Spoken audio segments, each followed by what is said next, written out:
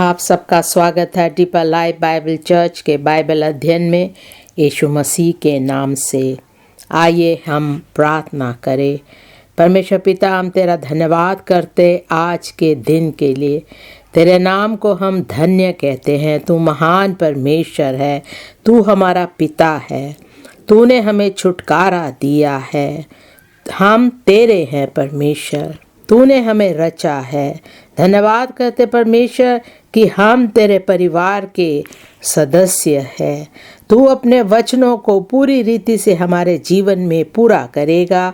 यीशु मसीह के नाम से प्रार्थना करते परमेश्वर, तेरा वचन हमारे हृदय में बना रहे, उसे हम पूरी तरह से समझ सके, ताकि तेरे वचनों को हम अपने जीवन में लागू कर सके। यीशु मसीह के नाम से प्रार्थना करते परमेश्वर, तेरे वचनों के द्वारा इस नए साल में हम एक जयवंत जीवन बिताएंगे।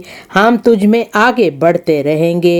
यीशु मसीह के नाम से धन्यवाद करते परमेश्वर, तूने हमारी प्रार्थना सुनी। प्रभु यीशु मसीह के नाम से मांगते हैं, आमीन। आज हम देखेंगे पहला कुरिन्थियों 6 अध्याय का 12वें वाक्य से 20वें वाक्य तक। पहला कुरिन्थियों 6 अध्याय 12वें वाक्य से 20वें वाक्य तक। कई बार इन वचनों को हमने पढ़ा है। परमेश्वर का वचन हर समय ताज़ा रहता है। जब कभी हम परमेश्वर के वचन को सुनते हैं, उसे ग्रहण करते हैं, वो हमारे जीवन में एक नया कार्य करता है। परमेश्वर के वचनों में जब हम जीते हैं तो परमेश्वर के वचनों की सामत हमारे जीवन में बनी रहेगी। यीशु मसीह के नाम से हम पढ़ेंगे पहला कुरिन्थियों 6 अध्याय का 12वें वाक्य से। सब वस्तुएं मेरे लिए उचित तो है, परंतु सब वस्तुएं लाभ की नहीं। सब वस्तुएं मेरे लिए उचित है, परंतु मैं किसी बात के अधीन ना होऊंगा। हम देखते हैं कि पौलुस एक पिता के समान था, एक प्रेरित था, जो पूरी रीति से परमेश्वर के वचनों की घोषणा कर रहा था। कई बार हम अपने जीवन में ऐसे काम करते हैं जो उचित नहीं है या लाभदायक नहीं है। इसलिए जब हमारे बच्चे हमारे साथ बढ़ रहे हैं, हमें उन कामों को नहीं करना है। कई भोजन ऐसे हैं जो उचित नहीं है, क्योंकि जब हम उस भोजन को खाते हैं तो हमारा शरीर बहुत भारी हो जाता है। फिर हमें कार्य करने के लिए सामत नहीं मिलती। अगर हम वो भोजन खाते हैं तो हम पाप नहीं कर रहे हैं, लेकिन वो हमारे शरीर को कमज़ोर बना देते हैं। पौलुस ने तीमुथियुस से कहा, संपूर्ण पवित्र शास्त्र परमेश्वर की प्रेरणा से रचा गया है और उपदेश और समझाने और सुधारने और धार्मिकता की शिक्षा के लिए लाभदायक है। एक विद्यार्थी होने के नाते जब परीक्षा आती है, कई बार हम ऐसे चीज़ें ले लेते हैं जो हमें बहुत सुस्त और कमज़ोर बना देता है। हम सही से पढ़ाई कर नहीं पाते हैं। वो भोजन खाना पाप नहीं है, हम शराब नहीं पी रहे हैं, लेकिन कई बार वो हमारे लिए उचित नहीं होता, लाभदायक नहीं होता। हम जो परमेश्वर के वचनों से सीखते हैं, हम कह सकते हैं सब वस्तुएं मेरे लिए उचित तो है, परंतु सब वस्तुएं लाभ की नहीं। जीवन में हम एक यात्री है, और जब हम यात्रा के लिए निकलते हैं तो हमें देखना है हम कौन सी चीज़ें लेकर जा रहे हैं। अगर हमारा बोझ बहुत भारी है तो हम लगातार चल नहीं पाएंगे। जिस काम को हमें पूरा करना है हम कर नहीं पाएंगे, और जहां हमें पहुंचना है हम समय पर पहुंच भी नहीं पाएंगे। हम किसी बात के अधीन ना होंगे। जैसे लोग नशे की चीज़ लेते हैं, वो उसके अधीन हो जाते हैं। उनके लिए वो एक आदत सी बन जाती है। जब उनको एहसास होता है कि इन नशे की चीज़ों से हमारा जीवन नाश हो रहा है, तब बहुत देर हो जाती है। किसी काम की आदत पड़ जाना बहुत आसान है, पर उस आदत से निकलना बहुत कठिन हो जाता है। इस नए साल में हमें अपने आप को परख कर सोचना है, जो मैं बोल रहा हूँ क्या सही है, जो कार्य कर रहा हूँ क्या वो सही है, जहाँ मैं जा रहा हूँ क्या वो सही है। लोग कहेंगे ये कोई पाप नहीं है, तुम कर सकते हो। अगर हम लगातार उस कार्य में बने रहते हैं तो हम उसके अधीन हो जाते हैं, उससे बाहर निकलना बहुत मुश्किल हो जाता है। आप कमज़ोर पड़ जाते हैं और आपका जीवन सही रास्ते पर नहीं होता। हमें अपने उद्देश्य की ओर जाना ज़रूरी है। हमें हर समय सोचना है अपने जीवन के बारे में, अपने परिवार के बारे में कि हम कैसे जी रहे हैं। हमें ध्यान देना है हम कौन सी चीज़ें खा रहे हैं, कितना खा रहे हैं, हम कितनी देर तक YouTube में बैठे रहते हैं, कितनी देर तक हम टीवी में बातें सुनते रहते हैं। क्या ये बातों से मेरा जीवन नाश नहीं होगा? सब वस्तुएं मेरे लिए उचित तो है, परंतु सब वस्तुएं लाभ की नहीं। सब वस्तुएं मेरे लिए उचित है, परंतु मैं किसी बात के अधीन ना होऊंगा। इन वचनों को जब हम पढ़ते हैं हम देखेंगे एक वचन बार बार हमें देखने को मिलता है, वो है देह। हम 13वें वाक्य में जाएंगे। भोजन पेट के लिए और पेट भोजन के लिए है, परंतु परमेश्वर इसको और उसको दोनों को नष्ट करेगा। हम अपने शरीर से क्या करते हैं वो जानना बहुत ज़रूरी है। 15वां वाक्य, क्या तुम नहीं जानते कि तुम्हारी देह मसीह के अंग है? तो क्या मैं मसीह के अंग लेकर उन्हें वेश्या के अंग बनाऊंगा? कदापि नहीं। 16वां वाक्य, क्या तुम नहीं जानते कि जो कोई वेश्या से संगति करता है वह उसके साथ एक तन हो जाता है, क्योंकि लिखा है वे दोनों एक तन होंगे। 18वां वाक्य, व्यभिचार से बचे रहो। जितने अन्य पाप मनुष्य करता है वह देह के बाहर है, परंतु व्यभिचार करने वाला अपनी ही देह के विरुद्ध पाप करता है। जब हम देह के साथ पाप करते हैं तो हम देह के विरुद्ध पाप करते हैं और उसका परिणाम हमें भुगतना पड़ेगा। उसके कारण हमारा शरीर कमज़ोर और बीमार भी पड़ सकता है। 19वां वाक्य, क्या तुम नहीं जानते कि तुम्हारी देह पवित्र आत्मा का मंदिर है जो तुम में बसा हुआ है और तुम्हें परमेश्वर की ओर से मिला है और तुम अपने नहीं हो। जिस प्रकार हम एक भवन में जाते हैं परमेश्वर की आराधना करने के लिए, उसी प्रकार पवित्र आत्मा हम में वास करता है। परमेश्वर ने हमें रचा है, हमने अपने आप को नहीं रचा। परमेश्वर ने हमें रचा है, उसने हमें छुटकारा दिया है, हम अपने नहीं हैं। 20वां वाक्य, क्योंकि दाम देकर मोल लिए गए हो, इसलिए अपनी देह के द्वारा परमेश्वर की महिमा करो। हम क्या खाते हैं, क्या पीते हैं, कैसे जीते हैं, कैसे बोलते हैं, लिखा है क्योंकि दाम देकर मोल लिए गए हो, इसलिए अपनी देह के द्वारा परमेश्वर की महिमा करो। जो कुछ हम करते हैं परमेश्वर के महिमा के लिए करें। मेरी प्रार्थना है इस साल आप परमेश्वर की महिमा के लिए अपना देह का इस्तेमाल करेंगे यीशु मसीह के नाम से। जब हम परमेश्वर के वचनों के अनुसार जीते हैं, परमेश्वर की महिमा के लिए जीते हैं, तो परमेश्वर हमें बहुतायत से आशीष देगा यीशु मसीह के नाम से। आज का विषय है परमेश्वर की महिमा के लिए अपने देह को पवित्र रखना। परमेश्वर की महिमा के लिए अपने देह को पवित्र रखना। इस विषय को 3 भाग में बांटेंगे। पहला है परमेश्वर के निज होने का सौभाग्य। परमेश्वर के निज होने का सौभाग्य।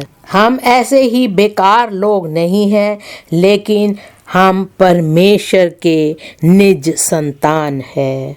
दूसरा भाग, परमेश्वर के लिए मसीहों की सुरक्षा। परमेश्वर के लिए मसीहों की सुरक्षा। हम परमेश्वर के लिए बनाए गए हैं। परमेश्वर चाहता है हम जीवित रहे और सुरक्षित रहे। इस उद्देश्य के लिए परमेश्वर ने हमें बनाया है। परमेश्वर चाहता है कि वो उद्देश्य हमारे जीवन के द्वारा पूरी हो सके। एक स्त्री जो बहुत बीमार थी, उसका एक बच्चा था और उसका पति पहले से ही मर चुका था। उसने सोचा जो पढ़ाई लिखाई मैं नहीं कर पाई, मैं अपने बच्चे को करवाऊंगी। इस कारण उस स्त्री ने पूरी कोशिश करी कि वो अच्छे स्वास्थ्य में रह सके और अपने बच्चे को पढ़ा लिखा सके। वो जानती थी कि अगर मैं मर जाऊं तो इस बच्चे का कुछ नहीं हो सकता। आपके साथ भी ऐसा ही है। परमेश्वर ने आपको रचा है। परमेश्वर का आपके लिए एक उद्देश्य है और उस उद्देश्य को आपको पूरा करना है। एक विश्वासी होने के नाते आपको एक सही जीवन बिताना है ताकि जो परमेश्वर आपसे चाहता है आप उसे पूरा कर सके। परमेश्वर के दास होने के नाते आपको चाहिए कि आप अपना जीवन सही रीति से जी सके और सुरक्षित रख सके। ऐसे काम आप नहीं करेंगे जिससे आपका जीवन नाश हो जाएगा। आपका जीवन सुरक्षित रहेगा, आपके लिए, अपने परिवार के लिए और परमेश्वर के लिए आपका जीवन सुरक्षित रहेगा। हर समय हमें ये सोचना है कि हम परमेश्वर के सामने कितने बहुमूल्य हैं। आपको ये ध्यान रखना है कि आपका स्थान स्वर्ग में है। आप इतने महत्वपूर्ण व्यक्ति हैं। परमेश्वर को आपकी ज़रूरत है, इसलिए परमेश्वर कहता है कि वो हमें सुरक्षित रखेगा। इसी कारण परमेश्वर हमें सुरक्षित रखेगा यीशु मसीह के नाम से। तीसरा भाग है परमेश्वर के द्वारा हमारे देह को मोल लेना। परमेश्वर के द्वारा हमारे देह को मोल लेना। कई बार हम कहते हैं कि मैं तो कुछ भी नहीं हूँ, मेरा कोई महत्व नहीं है, अगर मैं वहाँ नहीं तो कोई और मेरा कार्य कर सकता है। अगर हम बाज़ार जाते हैं, बहुत से पैसे देकर बेकार की चीज़ें खरीदते हैं, वो सही नहीं है, हम ऐसा नहीं करेंगे। इसी प्रकार परमेश्वर भी जानता है कि हम उसके सन्मुख कितने महत्वपूर्ण लोग हैं। इसी कारण परमेश्वर ने एक दाम देकर हमें खरीदा है। मेरी प्रार्थना है आप अपने आप को महत्वपूर्ण जानेंगे, जिस प्रकार परमेश्वर भी आपको मोल देकर लिया है। इस साल आप परमेश्वर के लिए कार्य करेंगे और परमेश्वर आपको बहुत ऐसे आशीष देगा यीशु मसीह के नाम से। पहले भाग में आएंगे परमेश्वर के निज होने का सौभाग्य। पहला कुरिन्थियों 6 अध्याय का 12वें वाक्य से पढ़ेंगे। पहला कुरिन्थियों 6 अध्याय 12वां वाक्य। सब वस्तुएं मेरे लिए उचित तो है, परंतु सब वस्तुएं लाभ की नहीं। सब वस्तुएं मेरे लिए उचित है, परंतु मैं किसी बात के अधीन ना होऊंगा। 13वां वाक्य। भोजन पेट के लिए और पेट भोजन के लिए है, परंतु परमेश्वर इसको और उसको दोनों को नष्ट करेगा। परंतु देह व्यभिचार के लिए नहीं, वरन प्रभु के लिए है और प्रभु देह के लिए है। जो कुछ हम करते हैं हम परमेश्वर के लिए करें। हम ऐसे ही अपना जीवन ना बिताए, क्योंकि अगर हम ऐसे जीते हैं तो हम नाश हो जाएंगे। हमारा देह व्यभिचार के लिए या पाप करने के लिए नहीं है। 14वां वाक्य। परमेश्वर ने अपनी सामत से प्रभु को जिलाया और हमें भी जिलाएगा। परमेश्वर अपनी सामत से हमें भी जिलाएगा और हम उससे नहीं चूकेंगे यीशु मसीह के नाम से। इस भाग में 3 बातें हैं। पहली बात, परमेश्वर के समानता में प्रतिबंध और आत्मा बलिदान। परमेश्वर के समानता में प्रतिबंध और आत्मा बलिदान। हम परमेश्वर के समान होना चाहते हैं, उसके समान हम जीना चाहते हैं। इसी कारण हमारे जीवन में बहुत सी ऐसी बातें हैं जिन्हें हमें नहीं करना है। परमेश्वर के लिए जीने के लिए हमें अपने आप को बलिदान करना है उसके कार्य के लिए। दूसरी बात, अंत में पापी का प्रतिशोध। अंत में पापी का प्रतिशोध। जो लोग पाप में जी रहे हैं जबकि उनका शरीर उनका खुद का नहीं है, लेकिन परमेश्वर ने उन्हें वो शरीर दिया है और वो लोग पाप में जीते हैं, तो उनका अंत कितना बुरा होगा। तीसरी बात, परमेश्वर के समान संतों का जी उठना। परमेश्वर के समान संतों का जी उठना। जिस प्रकार परमेश्वर यीशु मसीह जी उठा, उसी प्रकार हम भी जिलाए जाएंगे।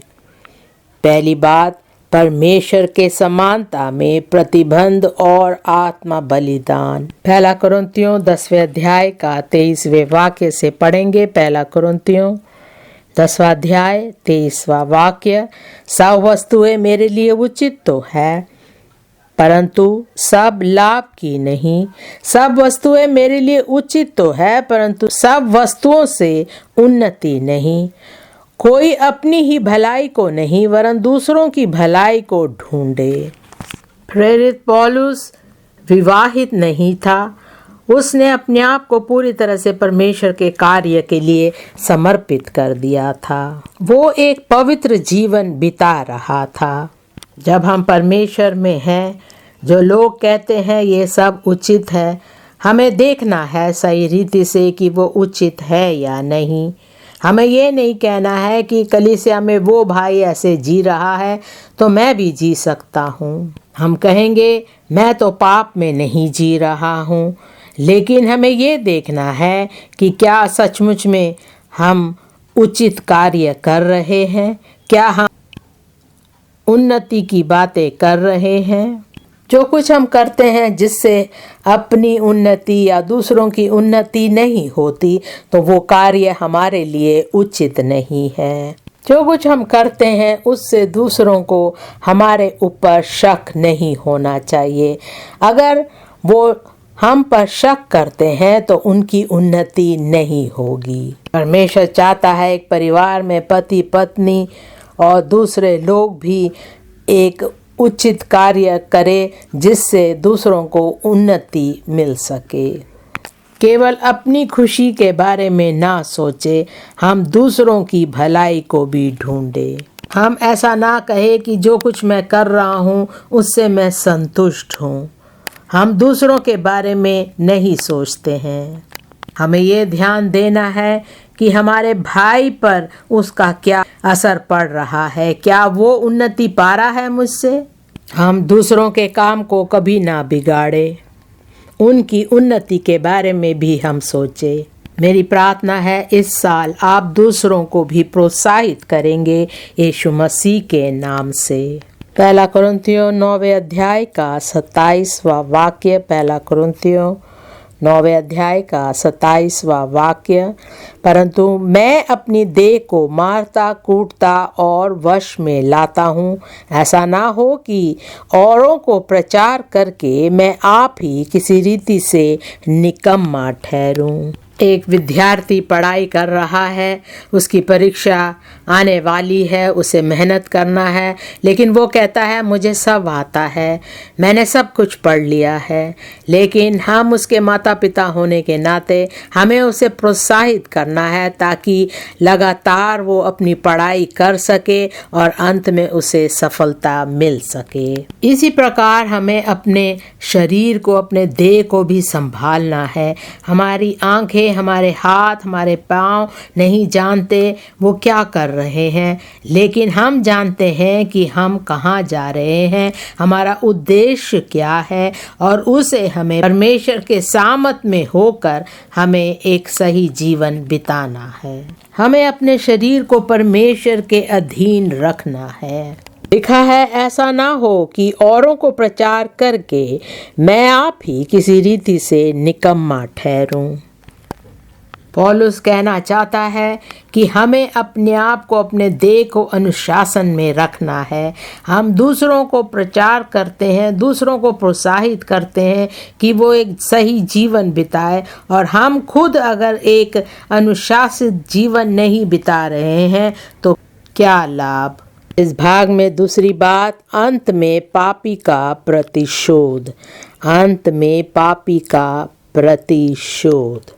कई लोग सोचते हैं जो शरीर को चाहिए मैं उसे पूरा करूँगा। इस समय लोग सोचते हैं शरीर को शराब चाहिए तो मैं शराब पीता हूँ। रात को वो यहाँ वहाँ जाते हैं पार्टी में, जो उन्हें अच्छा लगता है वो करते हैं।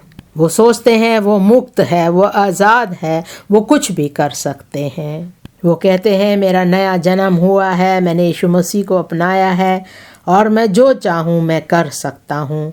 ऐसा नहीं है। उस पाप के वजह से आपके शरीर में, आपके जीवन पर उसका बुरा प्रभाव पड़ेगा। आप उन्नति नहीं पाएंगे, उसका असर आपके परिवार पर भी पड़ेगा। हम ऐसा कार्य ना करें जिससे हम जीवन भर पछताएंगे। जब आप माफ़ी मांगेंगे परमेश्वर आपको माफ़ करेगा, लेकिन उसके दाग मिट नहीं पाएंगे। पाप के कारण आपका शरीर कमज़ोर हो गया होगा, शायद हड्डियां टूट गई होंगी, आपका हृदय टूटा हुआ होगा। जब कभी आप उन पिछले बातों को सोचेंगे तो आप कहेंगे काश मैंने ऐसा जीवन नहीं बिताया होता। जो भी हम करते हैं उसका परिणाम हमें भुगतना पड़ेगा। जो कुछ एक व्यक्ति बोता है वो वही काटेगा। अगर आप लापरवाही बोते हैं तो आप क्या काटेंगे? अगर आप पाप बोते हैं तो आप क्या काटेंगे? जो कुछ हम बोते हैं वही हम काटेंगे। एक विश्वासी भी अगर वो कहता है मैं जो चाहे वो बोऊंगा और मैं काटूंगा, वो कहेगा मैं कुछ भी बो सकता हूँ, मैं कहीं भी जा सकता हूँ। लिखा है भोजन पेट के लिए और पेट भोजन के लिए है, परंतु परमेश्वर इसको और उसको दोनों को नष्ट करेगा। परंतु देह वह विचार के लिए नहीं वरन प्रभु के लिए है और प्रभु देह के लिए है। यहूदा पहले अध्याय का 12वें वाक्य से पढ़ेंगे। यहूदा पहला अध्याय उसका 12वां वाक्य, ये तुम्हारी प्रेम सभाओं में तुम्हारे साथ खाते पीते समुद्र में छिपी हुई चट्टान सरीखे हैं और बेधड़क अपना ही पेट भरने वाले रखवाले हैं। वह निर्जल बादल है जिन्हें हवा उड़ा ले जाती है, पतझड़ के निष्फल पेड़ है जो 2 बार मर चुके हैं और जड़ से उखड़ गए हैं। 13वां वाक्य, ये समुद्र के प्रचंड हिलकोरे हैं जो अपनी लज्जा का फेन उछालते हैं। ये ढावाडोल तारे हैं जिनके लिए सदा काल तक घोर अंधकार रखा गया है। मेरी प्रार्थना है हम लज्जित नहीं होंगे यीशु मसीह के नाम से।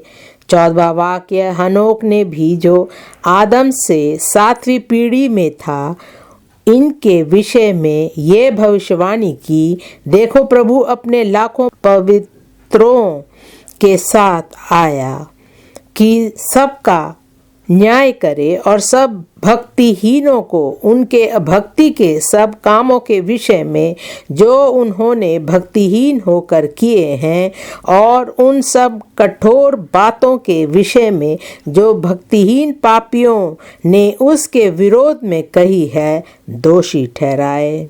16वां वाक्य, ये तो असंतुष्ट, कुड़कुड़ाने वाले और अपनी अभिलाषाओं के अनुसार चलने वाले हैं और अपने मुंह से घमंड की बातें बोलते हैं और वे लाभ के लिए मुंह देखी बड़ाई किया करते हैं।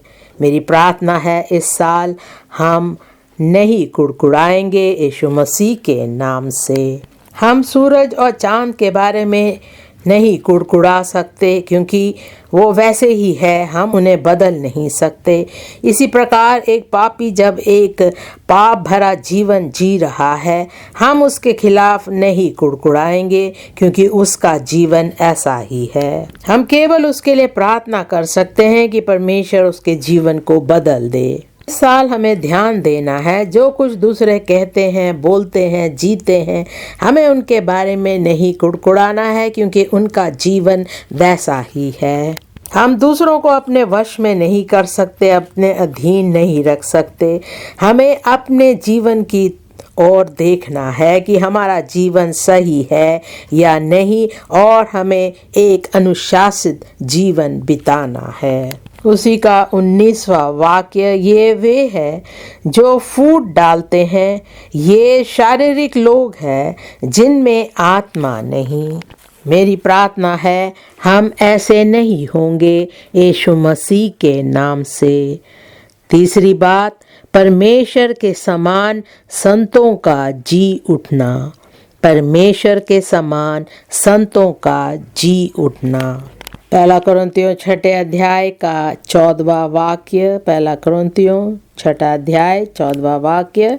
परमेश्वर ने अपनी सामर्थ से प्रभु को जिलाया और हमें भी जिलाएगा। जिस सामर्थ के द्वारा यीशु मसीह जी उठा, वही सामर्थ हमारे जीवन में भी कार्य करेगा यीशु मसीह के नाम से। सही वक्त पर परमेश्वर हमें भी जिलाएगा यीशु मसीह के नाम से।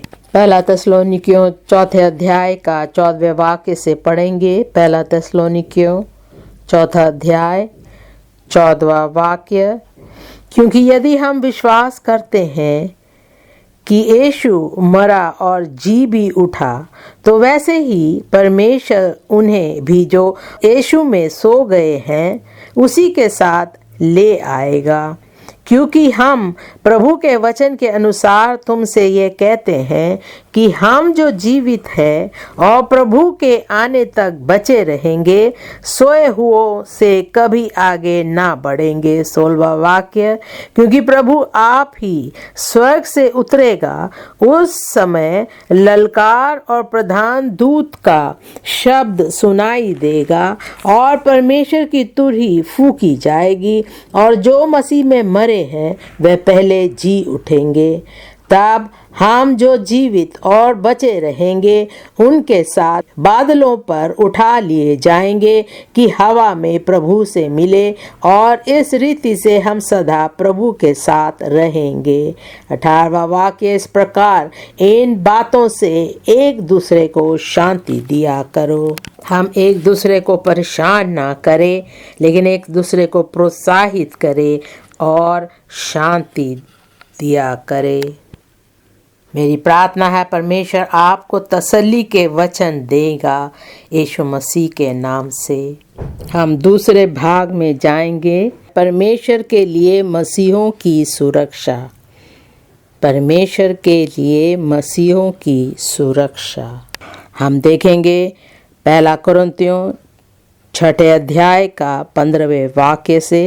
पहला कुरिन्थियों 6 अध्याय 15वां वाक्य से पढ़ेंगे। क्या तुम नहीं जानते कि तुम्हारी देह मसीह के अंग है? तो क्या मैं मसीह के अंग लेकर उन्हें वेश्या के अंग बनाऊं? कदापि नहीं। क्या तुम नहीं जानते कि जो कोई वेश्या से संगति करता है वह उसके साथ एक तन हो जाता है, क्योंकि लिखा है वे दोनों एक तन होंगे। हमारे शरीर के हर एक अंग हमारे देह के हैं। इसी प्रकार हम जो है मसीह के देह के हैं। जिस प्रकार हम अपने देह के अंगों को संभालते हैं, उसी प्रकार मसीह भी हमें संभालता है, क्योंकि हम उसके देह के अंग हैं। अगर हमारा दांत हमारे जीभ को काटता है तो हम अपने मुंह से उस दांत को नहीं निकालते। अगर हम ऐसा करते हैं तो एक एक करके हमारे सारे दांत निकल जाएंगे। इसी प्रकार अगर हम जाने अनजाने में कुछ गलती करते हैं तो परमेश्वर हमें अपने देह से नहीं निकालता।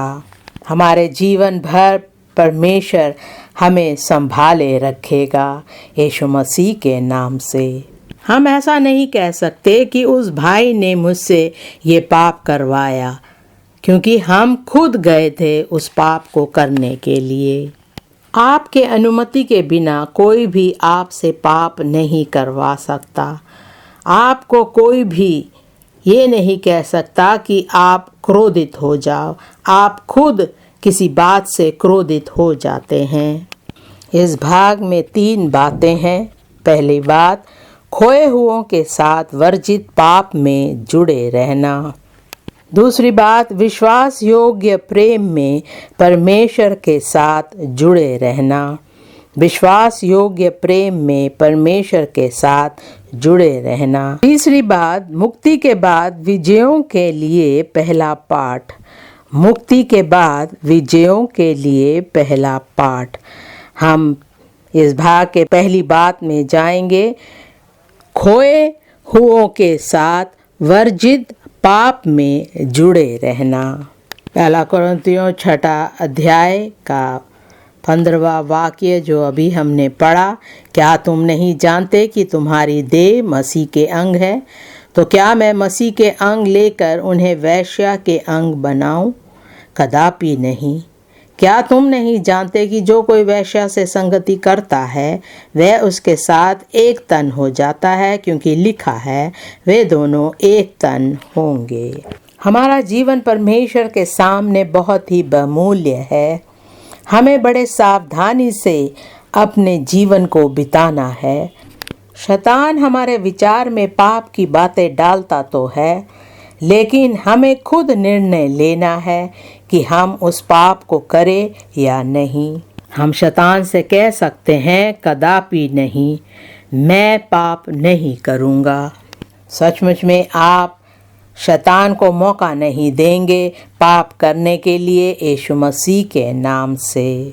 पहला कुरिन्थियों 10वें अध्याय का 5वां वाक्य। पहला कुरिन्थियों 10वां अध्याय 5वां वाक्य, परंतु परमेश्वर उनमें से बहुतों से प्रसन्न ना हुआ। क्यों नहीं प्रसन्न हुआ? क्योंकि उन्होंने ऐसा कार्य किया जो परमेश्वर के सामने योग्य नहीं था। परमेश्वर चाहता था कि उन लोगों को वो ऊंचा स्थान दे, एक याजक का स्थान दे, लेकिन उन्होंने अपने आप को उस पाप में डाल दिया और परमेश्वर उनसे प्रसन्न नहीं था। इसी प्रकार परमेश्वर की योजना आपके लिए बहुत बड़ी है। उसका उद्देश्य बहुत बड़ा उद्देश्य है, लेकिन आपको अपने आप को संभाल के रखना है। परमेश्वर को प्रसन्न होने वाला एक जीवन बिताना है। मेरी प्रार्थना है आप अपने आप को जिस ऊंचाई पर परमेश्वर ले जाना चाहता है वहाँ से आप गहरे कीचड़ में अपने आप को नहीं डालेंगे यीशु मसीह के नाम से। 5वां वाक्य, परंतु परमेश्वर उनमें से बहुतों से प्रसन्न ना हुआ, इसलिए वे जंगल में ढेर हो गए। 6वां वाक्य, ये बातें हमारे लिए दृष्टांत ठहरी कि जैसे उन्होंने लालच किया वैसे हम बुरी वस्तुओं का लालच ना करें। आप बड़े धीरे से चल रहे हैं और आपके पीछे एक व्यक्ति तेजी से आ रहा है। वो आपको पार करके जब आगे जाता है तो वहाँ से मुड़ जाता है। फिर आप उससे पूछते हैं कि आप क्यों मुड़ गए? उसने कहा आगे खतरा है।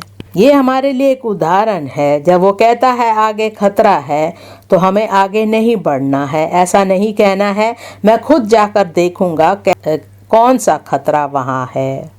अगर आप आगे बढ़ जाते हैं तो शायद आप वापस लौटकर उन बातों को नहीं बता पाएंगे जो आपने वहाँ देखा है।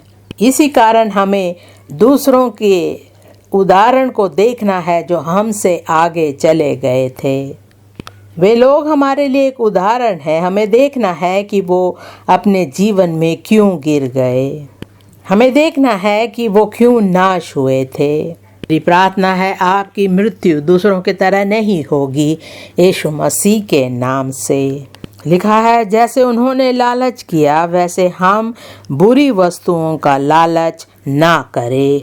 7वां वाक्य, और ना तुम मूर्ति पूजक बनो, जैसे कि उनमें से कितने बन गए थे।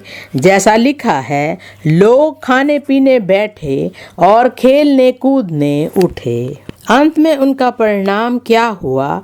उनका नाम जीवन की पुस्तक से मिटा दिया गया। जो लोग परमेश्वर के विरुद्ध पाप में चले जाते हैं, उनका नाम जीवन की पुस्तक में नहीं होगा। 8वां वाक्य, और ना हम व्यभिचार करें जैसा उनमें से कितनों ने किया, और एक दिन में 23,000 मर गए। निर्णय लेना हमारे हाथों में है। हम पाप करें या ना करें, ये हमारी मर्जी है। इसलिए हमें हमेशा ध्यान देना है कि हम परमेश्वर के पद चिन्हों पर चलते हैं, उसके वचनों के अनुसार अपना जीवन बिताते हैं। आपका जीवन आपका है, कोई भी जबरदस्ती आपसे पाप नहीं करवा सकता। आप उस पाप में पड़ जाते हैं, उसके बाद आप कहते हैं, देखो ये मेरी इच्छा नहीं थी, लेकिन इसने मुझे ज़बरदस्ती किया है। ऐसा नहीं होता है। कोई भी आपको ज़बरदस्ती पाप में नहीं डाल पाएगा, यीशु मसीह के नाम से। उसी का 11वां वाक्य, परंतु ये सब बातें जो उन पर पड़ी दृष्टांत की रीति पर थी, और वे हमारी चेतावनी के लिए जो जगत के अंतिम समय में रहते हैं लिखी गई है। 12वां वाक्य, इसलिए जो समझता है मैं स्थिर हूँ, वह चौकस रहे कि कहीं गिर ना पड़े। अपने आप को संभाले रखे, अपने आप को पाप से दूर रखे, परमेश्वर की ओर ताकते रहे। वचन में लिखा है, परंतु जो यहोवा की बाट जोते हैं वे नया बल प्राप्त करते जाएंगे। वे उकाबों के समान उड़ेंगे, वे दौड़ेंगे और श्रमित ना होंगे, चलेंगे और थकित ना होंगे। मेरी प्रार्थना है हम पाप में नहीं गिरेंगे, यीशु मसीह के नाम से। दूसरी बात, विश्वास योग्य प्रेम में परमेश्वर के साथ जुड़े रहना। 1 कुरिन्थियों 6 अध्याय का 15वां वाक्य, क्या तुम नहीं जानते कि तुम्हारी देह मसीह के अंग है? हम जो मसीह के देह के हैं, हमें अपने आप को अलग नहीं करना है। विश्वास योग्यता में हमें परमेश्वर के साथ जुड़े रहना है। उसी का 17वां वाक्य, और जो प्रभु की संगति में रहता है वह उसके साथ एक आत्मा हो जाता है। इफिसियों 5वें अध्याय का 30वें वाक्य से पढ़ेंगे। इफिसियों 5वां अध्याय 30वां वाक्य, इसलिए कि हम उसकी देह के अंग हैं। हम सब कहे, इसलिए कि मैं उसकी देह का अंग हूँ। परमेश्वर अपना वचन हमारे जीवन में पूरा करेगा, यीशु मसीह के नाम से। 31वां वाक्य, इस कारण मनुष्य अपने माता पिता को छोड़कर अपनी पत्नी से मिला रहेगा और वे दोनों एक तन होंगे। 32वां वाक्य, ये भेद तो बड़ा है, पर मैं यहाँ मसीह और कलीसिया के विषय में कहता हूँ। हम मसीह के साथ जुड़े हुए हैं और कोई भी चीज़ हमें मसीह से अलग नहीं कर पाएगी, यीशु मसीह के नाम से। इब्रानियों 2 अध्याय का 11वां वाक्य, इब्रानियों 2 अध्याय का 11वां वाक्य, क्योंकि पवित्र करने वाला और जो पवित्र किए जाते हैं सब एक ही मूल से है, इसी कारण वह उन्हें भाई कहने से नहीं लज्जाता। परमेश्वर हमें पवित्र करता है, हमें सिद्ध करता है और हमें पूरी तरह से अपने आगमन के लिए तैयार करता है। कलीसिया उसकी दुल्हन है और मसीह हमारा दुल्हा है। वो हमसे लज्जाता नहीं है। परमेश्वर हमें पवित्र करता है और अपने लिए हमें तैयार करके संभाले रखता है। परमेश्वर हमसे नहीं लज्जाएगा, यीशु मसीह के नाम से। तीसरी बात, मुक्ति के बाद विजयों के लिए पहला पाठ। परमेश्वर ने हमें मुक्ति दी है, पापों से हमें मुक्ति दी है, हमें छुटकारा दिया है। अब हम यीशु मसीह के हैं। मेरी प्रार्थना है हर समय हर जगह आप अपने छुटकारे के बारे में बताएंगे यीशु मसीह के नाम से। पहला कुरिन्थियों 6 अध्याय का 18वां वाक्य, व्यभिचार से बचे रहो। जितने अन्य पाप मनुष्य करता है वह देह के बाहर है, परंतु व्यभिचार करने वाला अपनी ही देह के विरुद्ध पाप करता है। जब एक व्यक्ति पाप करता है तो वो खुद कर रहा है, कोई और उसके जगह में नहीं कर रहा है। मुझे विश्वास है आपने निर्णय ले लिया है कि आप अपने शरीर के साथ पाप नहीं करेंगे यीशु मसीह के नाम से। कई बार हम देखते हैं लोग अपने शरीर को ब्लेड से या किसी और औजार से अपने शरीर को काटते हैं। वो ये खुद करता है, किसी और ने नहीं किया है। ऐसा हम अपने आप को नाश नहीं करेंगे। आप परमेश्वर की संतान हैं, आप अपने आप को ऐसे नाश नहीं करेंगे। हमें ऐसा जीवन बिताना है जहाँ पर हम उन्नति और सफलता पाएंगे और हमारे माता पिता हम पर गर्व करेंगे और प्रसन्न होंगे, और परमेश्वर भी हमारे जीवन को देख करके प्रसन्न होगा। ऐसा ही होगा यीशु मसीह के नाम से। 18वें वाक्य के शुरुआत में लिखा है, व्यभिचार से बचे रहो। हम देख रहे हैं पाप हमारी ओर आ रहा है, हमें उससे भाग जाना है, वहीं पर खड़े नहीं रहना है। कोई सड़क पर खड़ा है और तेजी से गाड़ी आ रही है, लोग कह रहे हैं भागो, वहाँ से हट जाओ, लेकिन हम कहते हैं नहीं, हम यहीं खड़े रहेंगे। तो क्या होगा? शायद गाड़ी चलाने वाला उसने पी रखी है या उसे सही रीति से दिख नहीं पा रहा है, तो हमें चाहिए कि हम वहाँ से हट जाए। कोई भी हमारे जीवन को ऐसे नाश नहीं कर पाएगा यीशु मसीह के नाम से। जब हम देख रहे हैं सामने से खतरा आ रहा है तो हम वहाँ से हट जाएंगे। हम देख रहे हैं शैतान का तीर हमारी तरफ आ रहा है, हमें वहाँ से हट जाना है। परमेश्वर आपको संभाले रखेगा यीशु मसीह के नाम से। उत्पत्ति 39वां अध्याय का 9वां वाक्य, उत्पत्ति 39 उसका 9वां वाक्य, इस घर में मुझसे बड़ा कोई नहीं और उसने तुझे छोड़ जो उसकी पत्नी है मुझसे कुछ नहीं रख छोड़ा, इसलिए भला मैं ऐसी बड़ी दुष्टता करके परमेश्वर का अपराधी क्यों बनूं। ये यूसुफ के बारे में है जो अपने सपनों में अभी भी जी रहा है।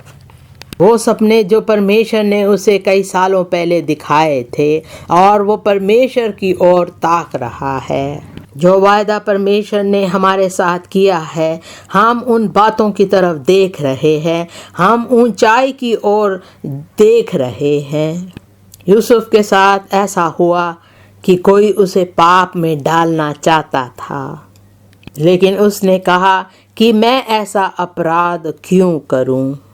उसी का 12वां वाक्य, तब उस स्त्री ने उसका वस्त्र पकड़कर कहा, मेरे साथ सो। पर वह अपना वस्त्र उसके हाथ में छोड़कर भागा और बाहर निकल गया। वो अपने वस्त्र को छोड़कर वहां से भाग गया। क्यों गया? क्योंकि वो स्वर्ग का मुकुट पाने के लिए अपने आप को तैयार कर रहा था। उसने सोचा इस वस्त्र के कारण मैं पाप में गिर सकता हूँ, इसलिए उस वस्त्र को छोड़कर वो वहाँ से चला गया। उसने सोचा जो मुकुट परमेश्वर ने मेरे लिए स्वर्ग में तैयार रखा है, मैं उसे पकड़े रहूँगा और इस वस्त्र को छोड़ दूँगा।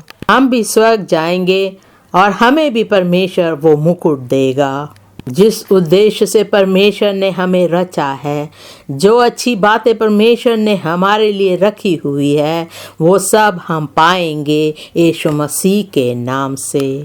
कोई भी ऐसी बात है, कोई भी ऐसी चीज़ है जो हमें पाप में डाल सकती है, उन चीज़ों को हमें छोड़कर परमेश्वर की ओर हमें आगे बढ़ना है। जिस प्रकार यूसुफ पाप से भाग गया, हमें भी पाप से भाग जाना है, क्योंकि हमें स्वर्ग जाना है। दूसरा तिमोथियुस दूसरे अध्याय का 22वां वाक्य।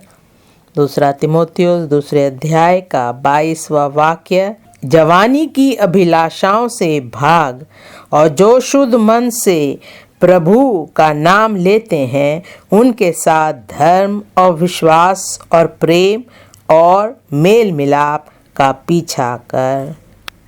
मेरी प्रार्थना है जीवन भर आप एक पवित्र जीवन बिताएंगे यीशु मसीह के नाम से। तीसरे भाग में जाएंगे, परमेश्वर के द्वारा हमारे देह को मोल लेना।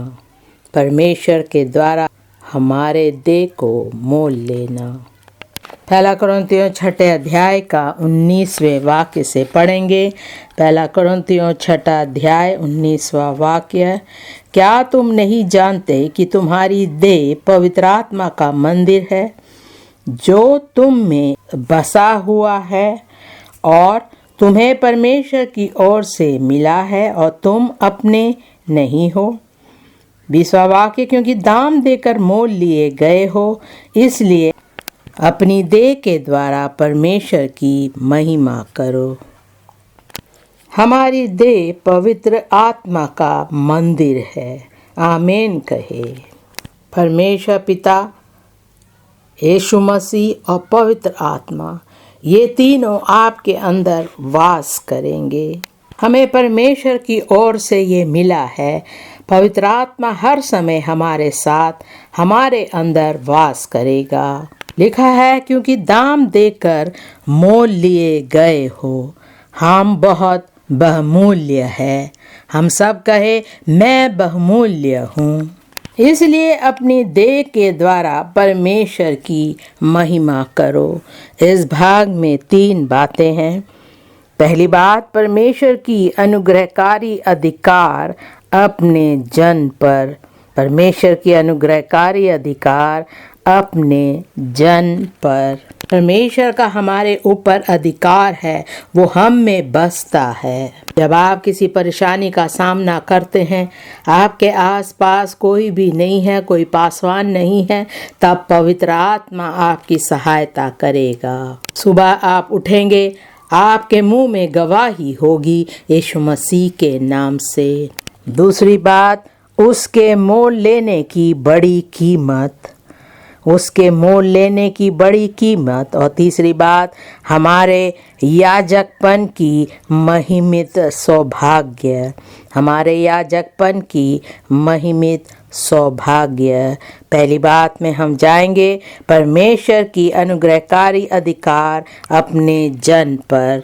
क्या तुम नहीं जानते कि तुम्हारी देह पवित्र आत्मा का मंदिर है, जो तुम में बसा हुआ है। भजन संहिता 4 अध्याय का 3 और 4 वाक्य। भजन संहिता 4 अध्याय 3 और 4 वाक्य। ये जान रखो कि यहोवा ने भक्त को अपने लिए अलग कर रखा है। जब मैं यहोवा को पुकारूंगा, तब वह सुन लेगा। 4 वाक्य, कांपते रहो और पाप मत करो।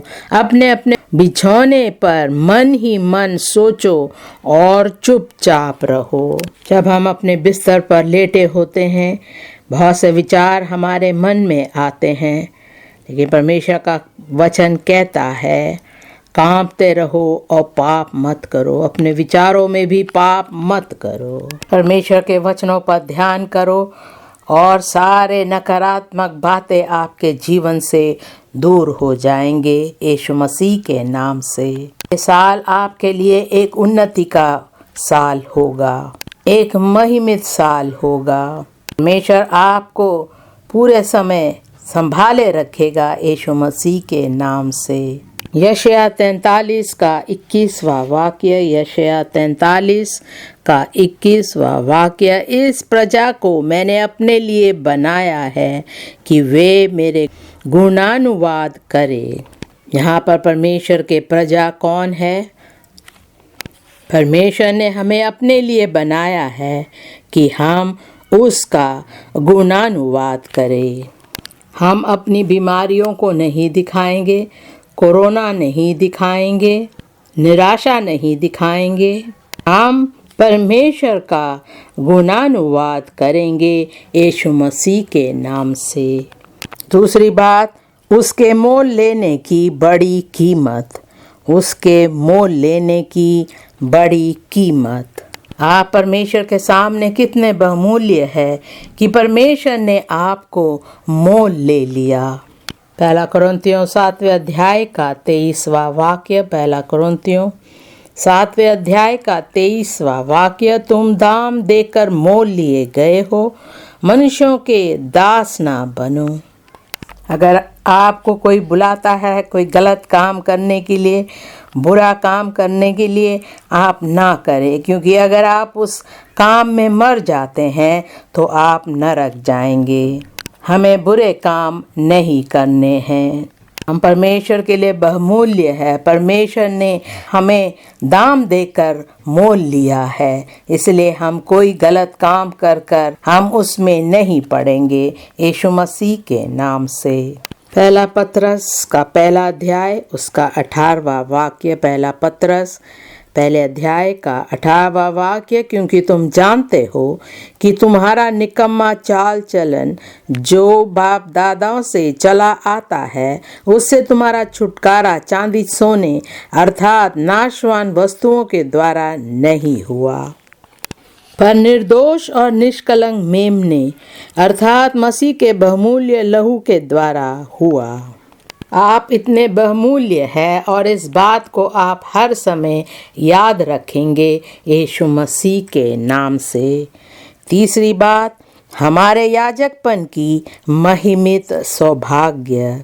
हमारे याजकपन की महिमित सौभाग्य। पहला कुरिन्थियों 6 अध्याय का 20वां वाक्य। पहला कुरिन्थियों 6 अध्याय 20वां वाक्य, क्योंकि दाम देकर मोल लिए गए हो, इसलिए अपनी देह के द्वारा परमेश्वर की महिमा करो। कहे, मैं दाम देकर मोल लिया गया हूँ। हम सब दाम देकर मोल लिए गए हैं, इसलिए अपने देह के द्वारा परमेश्वर की महिमा करो। आपके जीवन से परमेश्वर की महिमा होगी। परमेश्वर आपकी प्रार्थनाओं का उत्तर देगा, उसके द्वारा परमेश्वर की महिमा होगी। इस साल आपकी उन्नति के द्वारा परमेश्वर की महिमा होगी। जहाँ कहीं भी आप जाते हैं, जो कार्य आप करते हैं, उसमें परमेश्वर की महिमा होगी। आपके हर आंसू पोंछ दिए जाएंगे। आपके जीवन में खुशियां होगी, परमेश्वर की महिमा होगी। इस साल आप पहाड़ की चोटी में पहुंच जाएंगे यीशु मसीह के नाम से। इसलिए हमें निर्णय लेना है कि इस साल मैं परमेश्वर की महिमा करूंगा। हर बात में, हर जगह परमेश्वर की महिमा मेरे द्वारा होगी। आइए हम प्रार्थना करें और कहे कि इस साल मेरे जीवन के द्वारा परमेश्वर की महिमा होगी।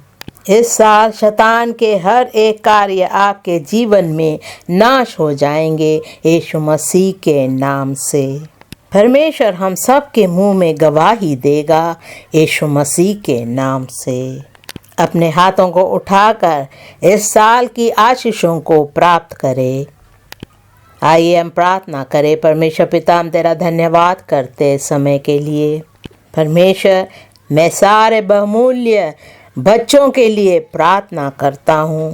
परमेश्वर के बहुमूल्य संतों के लिए मैं प्रार्थना करता हूँ। प्रार्थना करते परमेश्वर, इस साल पिछली बातें, बीमारियां, दुख तकलीफ सब दूर हो जाएंगे यीशु मसीह के नाम से।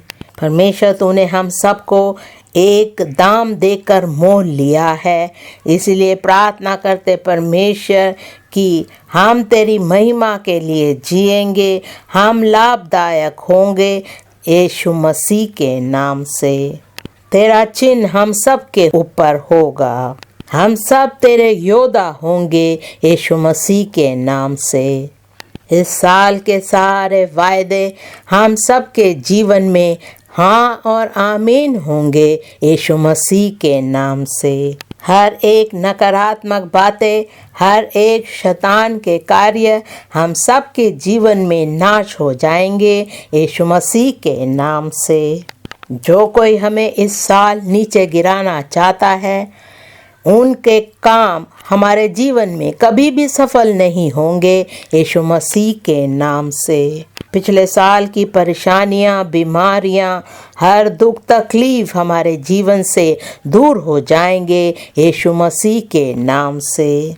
हम सब सफलता पाएंगे इस साल यीशु मसीह के नाम से।